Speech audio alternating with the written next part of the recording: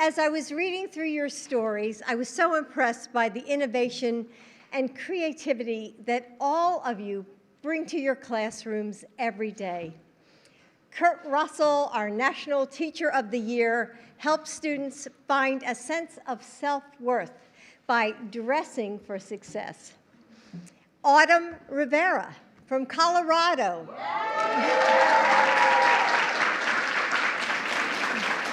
helped her students join a campaign to save a local lake. Jared Koepp, where are you? Has helped his Native American students explore their tribal culture and history. And the stories go on and on. But I also know that what makes your work special isn't just the projects or presentations. It's not the curriculum or the classroom tactics. It's that smile that tells students that they don't have to be afraid to say an answer out loud. It's the calm in your voice that can still the wild horses running through their hearts.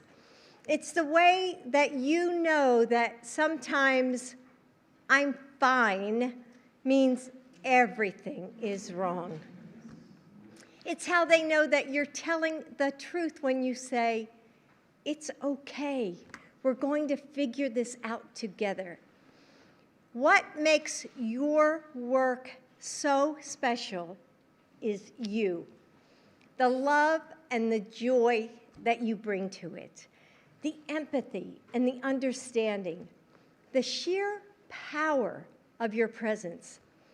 You do this work because it's a part of who you are, because you have a calling, and you're not alone. Somewhere listening is a college student who grew up teaching her younger brothers and sisters and knows that she has a gift. A young man who took an education class and something just clicked for the first time. There's an artist who wants to spread the joy of creating something out of nothing. They have a calling too, to show students an entirely new world in science or history or art, to guide them through uncharted paths, to change someone's life forever in big red letter moments and small acts of kindness. To them, I want to say, listen to that call. Join us. Yes, you.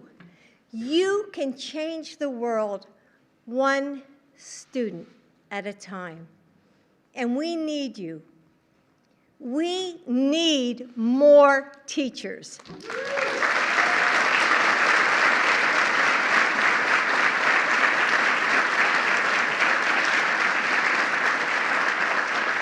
I can't promise that it will be an easy job, right? But I can promise that it will fill your life with meaning and purpose and joy. My own grandmother was a teacher in a small town in New Jersey, and she loved her work, and her students loved her in return. And just like you might see in the movies, she used to call her students to class with a big brass bell. And when she died, she didn't leave behind a giant estate, but what I inherited from her and what I still have to this day is that bell. And I sometimes think about the way her legacy resonated into the world like waves of sound, changing those who heard its ring. I think of every student she taught and every child who she inspired. And I wonder, what amazing things they grew up to do. Perhaps they are public servants working to make our communities a little stronger, a little fairer. Perhaps they are doctors saving lives, or architects building our cities, or scientists working to solve global challenges. And of course, there's at least one teacher. Today, all of you ring your own bell. pulling each person you teach into a harmony that never ends. Right now, someone out there is a better thinker because of you. Someone is standing a little taller because you helped her find the confidence that she needed. Someone is working a little harder because you pushed him to try. Someone is a little kinder because you showed her what that meant. And someone is braver because you helped him find his courage. Never stop ringing that bell. Never forget that student by student, the lives, now I'm getting emotional, the lives you change go on to change the world. Thank you, thank you, thank you.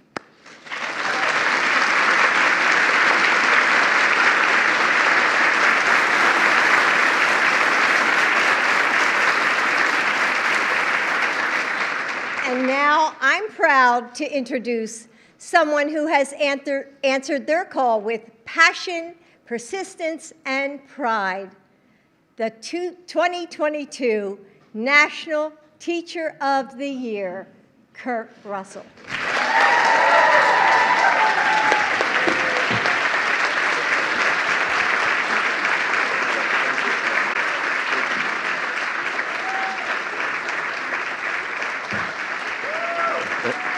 Thank you so much. Thank you. Thank you.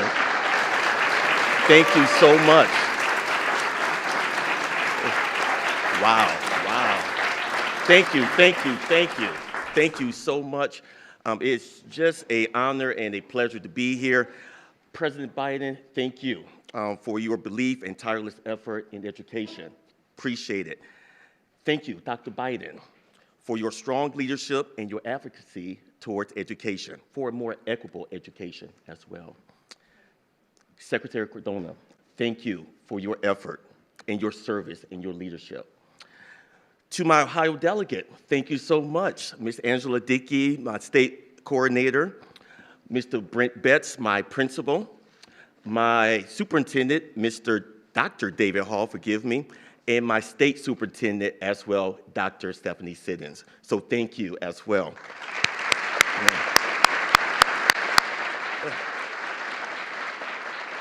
I'd like to say thank you to Oberlin City Schools and for their tireless effort in supporting me, my Oberlin family. A special and most important thank you to my beautiful wife, Donna, who is here.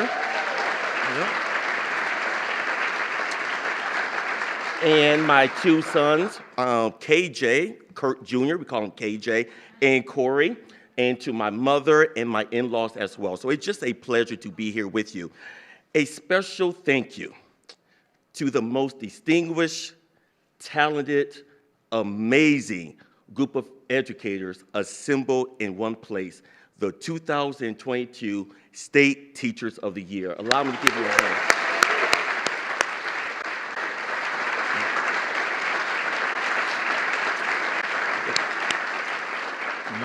You are truly, truly amazing, and I look forward to learning from you and taking this journey together. When I look at you, I see your desire to improve the lives of your students. I am humbled and honored to represent you along with the thousands of hardworking educators throughout this nation who believe in a rich, fulfilling education for all students. Especially during this past 2 years, I have personally witnessed teachers pour into their students unwavering kindness, love, and hope.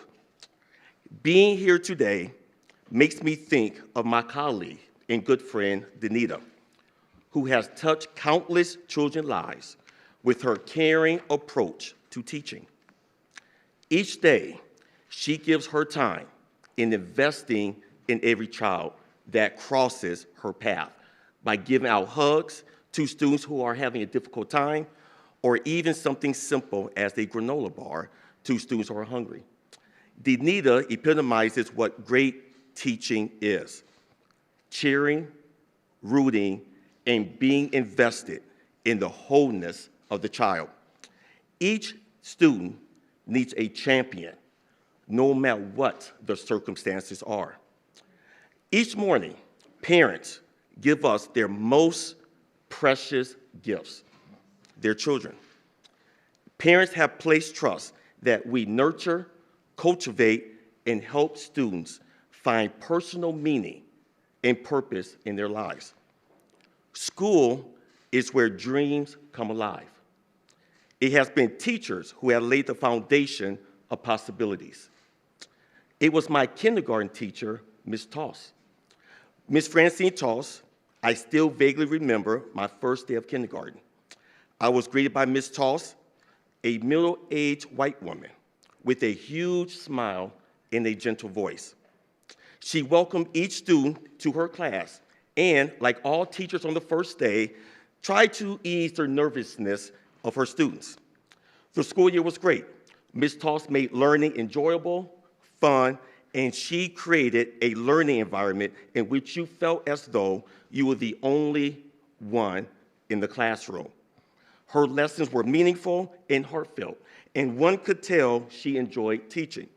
But more importantly, Ms. Toss intentionally incorporated an inclusive curriculum. She read books by Black authors and women authors and made sure that all students felt a sense of belonging. It was also my 8th grade math teacher, Mr. Larry Thomas, the first Black male teacher I ever had. Mr. Thomas wore an afro, was an impeccable dresser, and he wore a shirt and tie every single day. When I looked at him, I saw a professional. This provided me with an attainable goal of becoming a teacher. In him, I could see myself. As I reflect on the lessons that I learned from Ms. Toss and Mr. Thomas, I realized that teaching has to be learner-centered.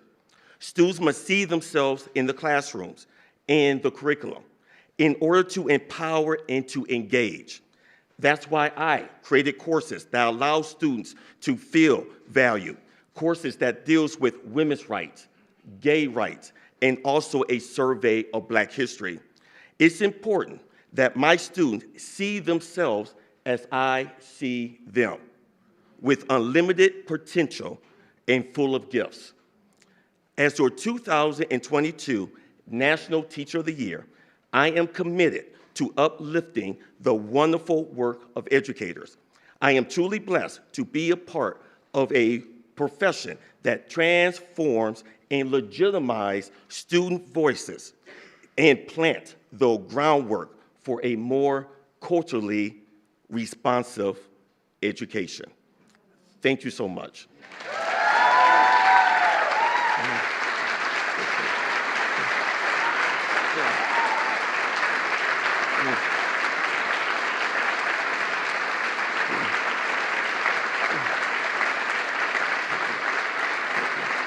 Thank you. Thank you so much. Thanks so much. Thank you so much. Thank you. I am now honored to introduce someone who knows the power of education, a man who is proudly married to a lifelong educator, President Joe Biden.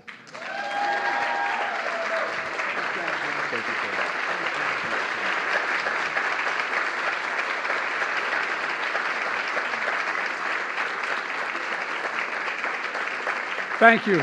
Thank you, Kurt. Thank you, thank you, thank you. Secretary Cardona, thank you. And I want to thank Jill. Jill is the nation's first lady to work full-time as a professor, as a teacher. She taught high school, and she teaches at community college for a long time now. We made a deal that she's so good. Teaching is not what Jill does, it's who she is, like most of you, who you are, what you believe. And so when we got elected to the presidency, and as vice president as well, I suggested, and she agreed fully, that she should continue to teach. And people said, what? Well, she teaches 14 credits a semester, community college, full-time, and she does her job.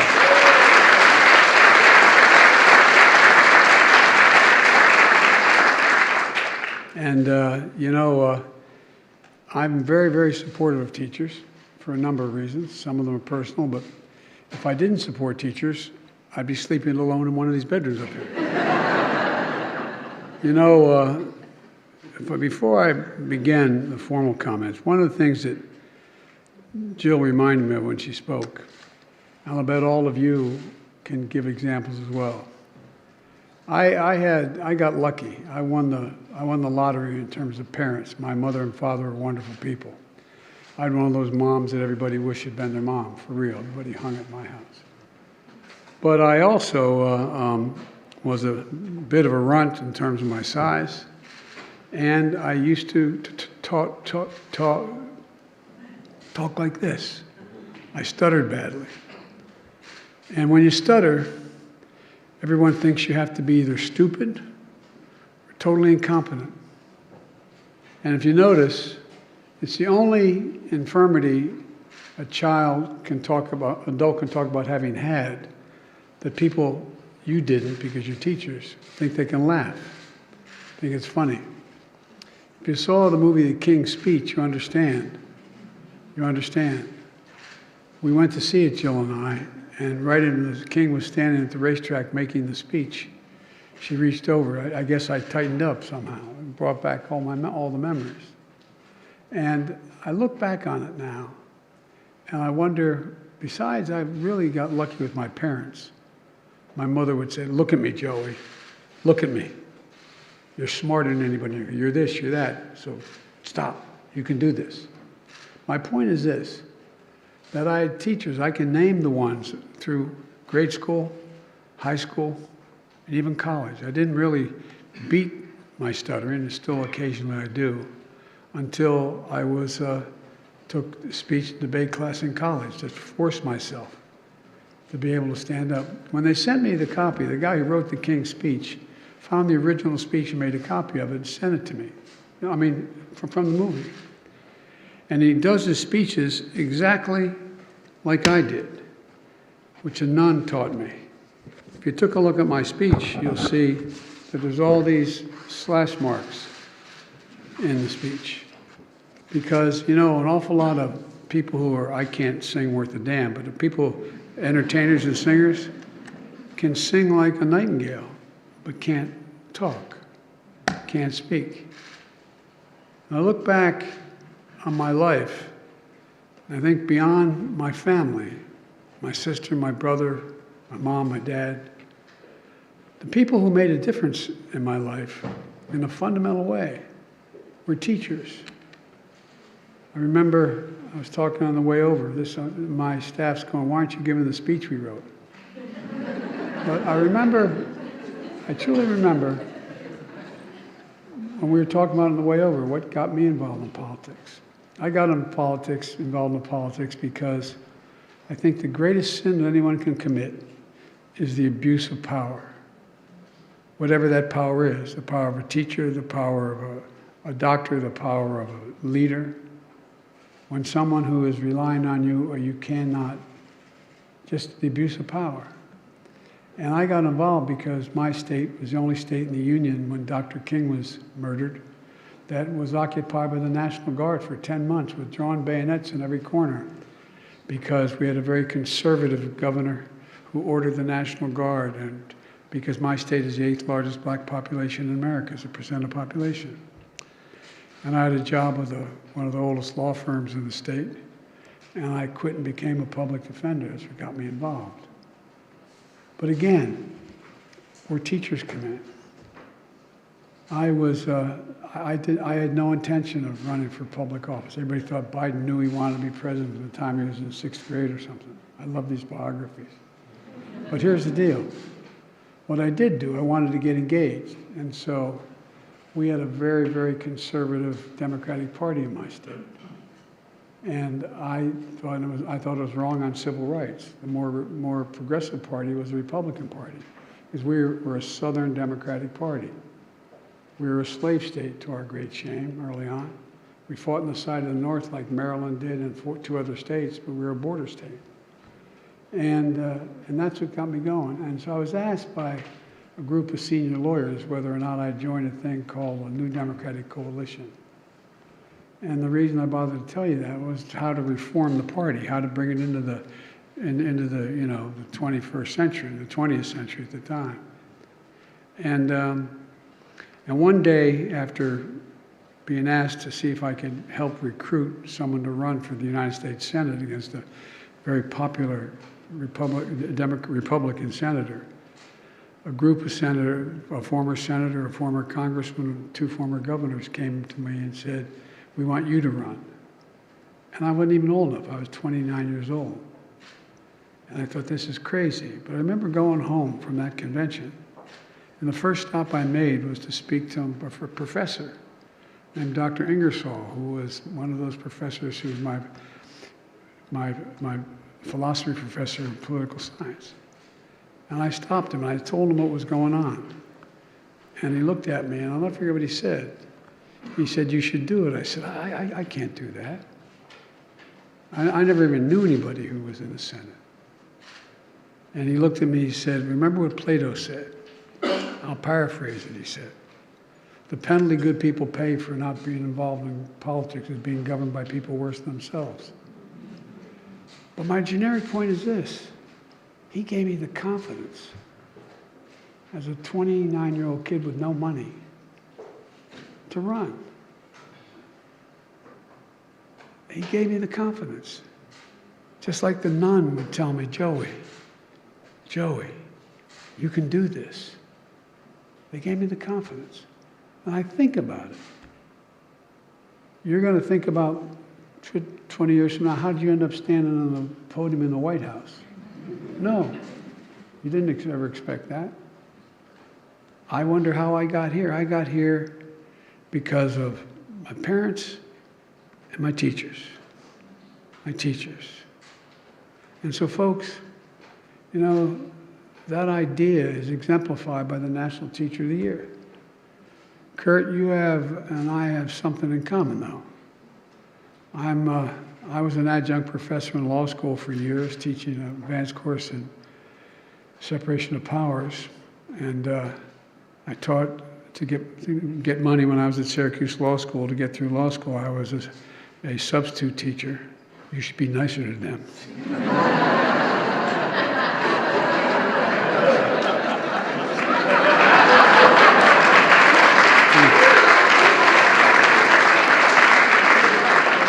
But that's not what Kurt and I have in common. What we have in common is we both married women who are smarter than we are. This is an assistant dean at Oberlin College, one of the finest colleges in the country.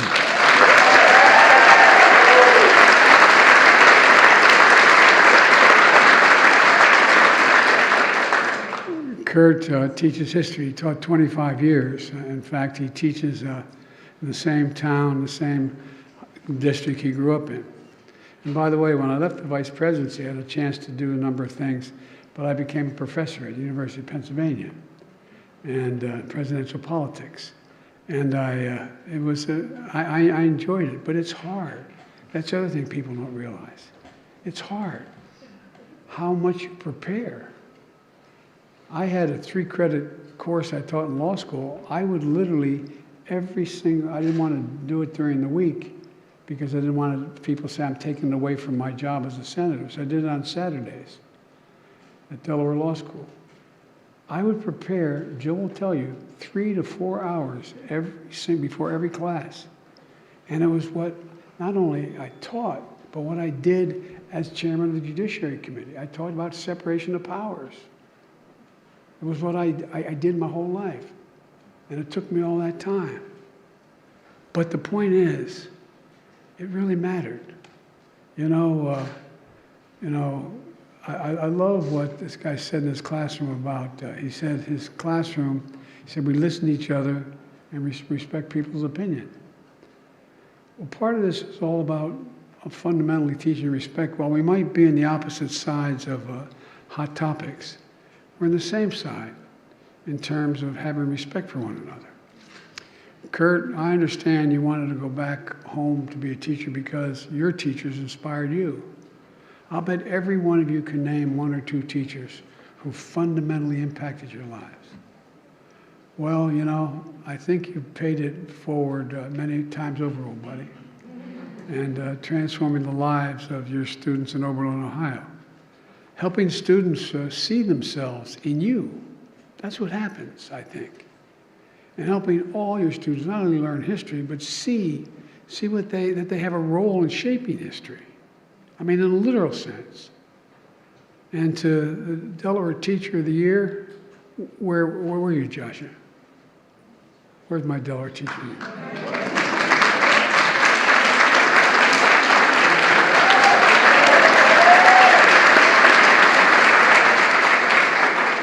I got to admit, we're the second smallest state, but I'm a little prejudiced on behalf of the state. I know there are a lot of 8th graders at Brandywine who are feeling confident and more comfortable because of your help. Jill taught at the same school when she was in Delaware, at Brandywine School, high school.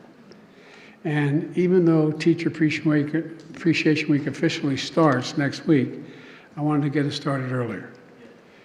It's an honor for me and the First Lady and Secretary Cardona to recognize the Teachers of the Year from 50 different states, and it really is something we look forward. I did a eulogy today for a brilliant woman, the former Secretary of State, and I sat in the front row with 2 other presidents who were also there to honor her. And I told them what I was doing, and they all talked about how much they enjoyed the years they were here with the Teacher of the Year affair. Over the past 2 years, though, the entire country has witnessed an extraordinary dedication and resolve of our nation's teachers. Early in the pandemic, teachers and teachers' aides had to do, not just be educators, you had to be tech support, you had to be moral support, you had to be health support. I mean, you had to take care of your own children in addition. And I watched how hard it was, how really hard. There was so much heroic work to help kids get connected to schools, and just the socialization that they were missing in so many places for so long. It's estimated they're 5 to 7 months behind their education right now. The American people saw it, because guess what? When you're taught remotely from home, the moms and dads understood what you were doing. And they realized how damn hard it is. No, I'm serious. I think it was, you know, my mother used to say that everything bad, something good will happen if you look hard enough for it. I think that was the upside. The American people became, whoa, my goodness. And they understand what you've been saying for years, that you're a professional, all of you. All of you have a responsibility to make sure you have what you need, and we have a responsibility to make sure you have what you need to educate our children safely, so they have a chance to achieve dreams they don't even know they have. They don't even know they have. That's why I made it a priority to get educators vaccinated and reopen our schools as quickly as we can.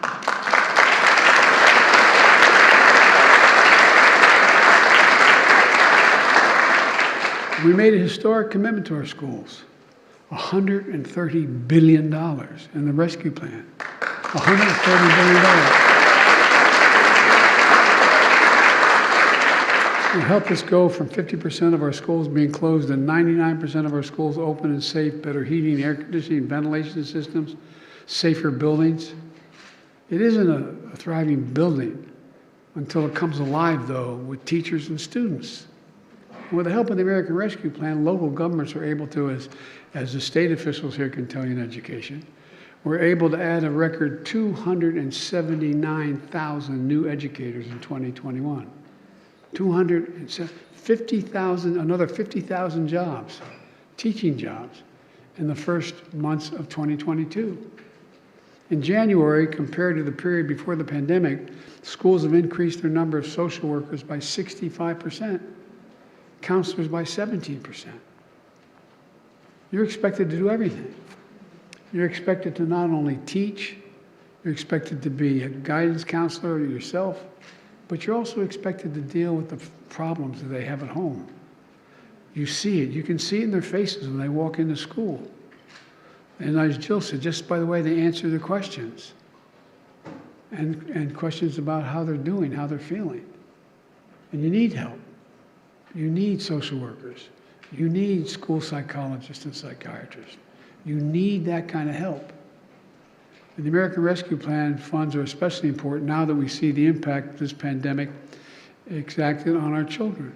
As I said, students have lost months of learning, and particularly reading and math. It's not just academic skills they've fallen behind on.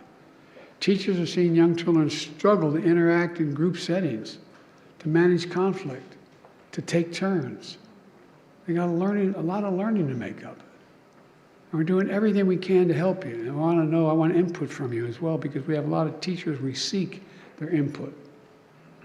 Using the funds from the American Rescue Plan, schools are providing and expanding summer learning and tutoring programs to give students extra time and attention they need to catch up and develop those fundamental math and reading skills. You all know if you get far behind in first, second, third, fourth, fifth, sixth, seventh grade, it takes a lot of time to make up, and if you lose your confidence, it even gets harder.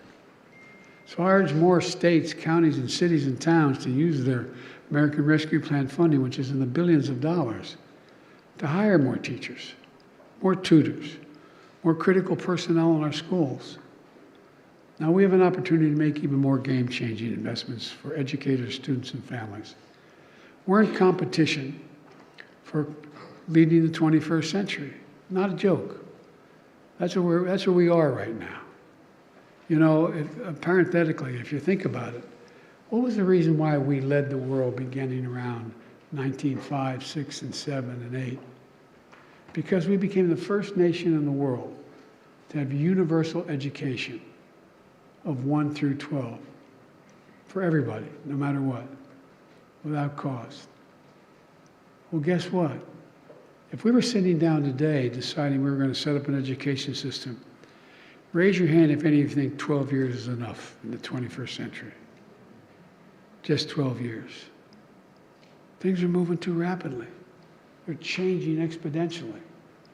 And as Jill said, any country that out-educates us is going to outcompete us. It's that basic. So we have to build a 21st century because the rest of the world isn't waiting. We have to build for it. One of the tough images of the pandemic was children sitting in their cars with their mother or dad or older brother or sister in a McDonald's parking lot because that's the only way they get on Wi-Fi to do their homework. This is the United States of America, for God's sake. The United States of America. We didn't know before, we know now. High-speed internet is essential. That's why we're spending tens of billions of dollars to make sure that we have high-speed internet available to everyone, rural America, inner-city America, suburban America, throughout every single school district in America. That's part of the whole legislation we passed in terms of infrastructure. It's starting now, it's going to create millions of jobs as well, for real. But again, we got to get in the 21st century. We got to move. And the budget I propose supports schools, supports students, and supports you. To bridge the gap between under-resourced schools and their wealthier counterparts, we're proposing a $19 billion increase in Title I schools, and mostly historically neglected, underfunded schools in our nation. We got to let them catch up.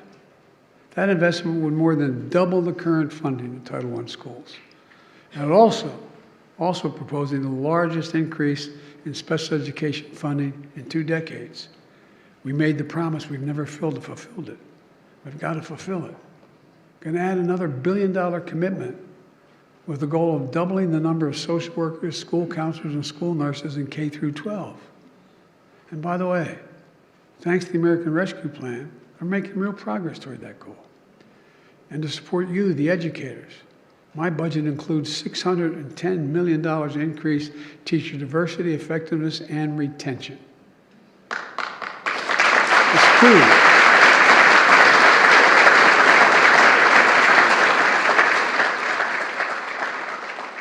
as all of you know, it takes time to become a teacher, the teachers you are today. But nearly 1 in 10 teachers leaves the profession every year, with the youngest teachers being the most likely ones to leave first. So we got to invest in ways to keep them in the profession. This year, my administration helped over 150 public servants, including teachers, get 150,000, get school forgiveness loans for college loans through changes we made in the public service loan forgiveness program. The last team kind of messed it up. We've cleared it up. No, but I really mean it. Because anyway, well, I'm going to just go to that website. To learn how these changes can benefit you, and I encourage you to go to studentaid.gov. And you're going to find you can have, in many of your cases, your entire student debt wiped out because you are teaching, and that's considered a vital profession. One more thing. It's not enough to give teachers praise. We ought to give you a raise. And so,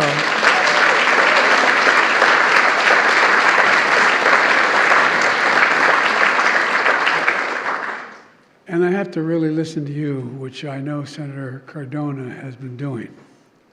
And we should stand up for you. We should have your back. Teaching is one of the hardest jobs in this country to be able to do it well. And one of the most important.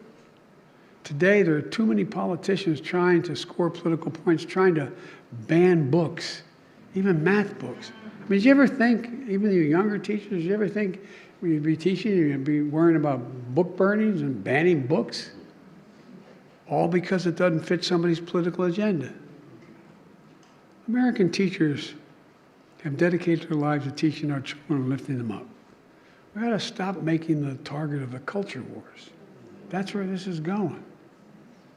Let me close with this, because I know anything about teachers. I know that some of you are probably grading papers on the way here.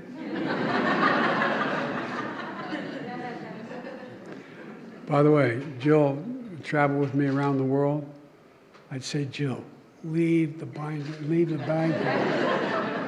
And by the way, how many are math teachers? Raise your hand. She envies the hell out of you. She thinks your job's easier. You just got to check the answer. She teaches writing. But she gets off the plane, am I joking? With up to 50, 60 papers. She's grading on Air Force One. I mean, I said, Jill, she's walking down the, I think I'm kidding you. I'm not kidding with you. This is deadly earnest. So, and many of you are trying to figure out, are you going to, if you have class tomorrow, you may not, you may be here for tomorrow, but on Monday, are you ready for your class? Are you prepared? Have your lesson plan together? Because look, these aren't, we always talk about these children. They're not someone else's children. They're our children. And they are the kite strings that literally lift our national ambitions aloft, in a literal sense. Think about it. If you got to do one thing to make sure the nation succeeded in the next 2 generations, what would you do? You'd want, I would say, literally, have the best educated public in the world. Have our students gain confidence enough to know what they can do, to reach in. We have an obligation. We have an obligation to help them teach and reach their potential. And you've heard me say it many times about our children, but it's true. They're all our children. And the reason you're the teachers of the year is because you recognize that. They're not somebody else's children. They're like yours when they're in the classroom. You represent a profession that helps them gain the confidence they believe they can do anything. Again, think your own lives. Think of where you gain the confidence beyond your family, God willing, you're able to. And you know what else we're finding out? We're having a big fight about it now, but I'm going to get it done eventually, or someone will. And that is that we've learned now. You all know, those who, if you are in the teaching profession, know that if you come from a broken home or a home with a single parent and maybe a drug problem or something, for a very poor home, you're going to end up hearing 1 million words, fewer words spoken by the time you get to 1st grade than from a kid coming from an average middle-class home. Not in different words, just words spoken, because they're not engaged in it. Also, we've learned that if, in fact, you have kids go to school at 3 years old and 4 years old and 5 years old, you increase exponentially by 57% the likelihood they will make it no matter what their background, all the way through 12 years of school and probably beyond. It matters. It matters. And for that and so much more that you do, you believe in these kids. And I know some of them are really difficult. I get it. But you believe in them. And you know when they know you believe in them. They believe in you. So thank you for what you do. You are, if I get to have one profession that's the best in the world, not a joke, it's you I want to be the best profession in the world. Because you affect what this country looks like, what it'll act like, what it'll be like, its success or failure, more than any other group of Americans, period. So thank you for what you do. Keep it going. And I promise you, Jill has your back and mine. Thank you very much.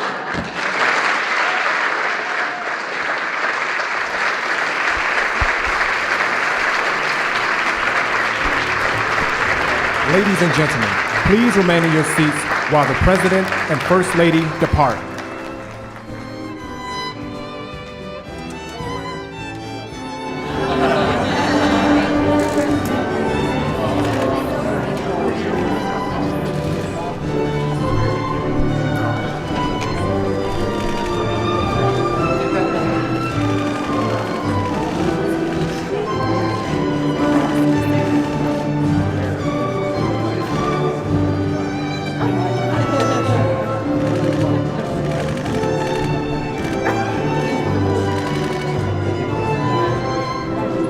Are you honored that Delaware is represented, Mr. President?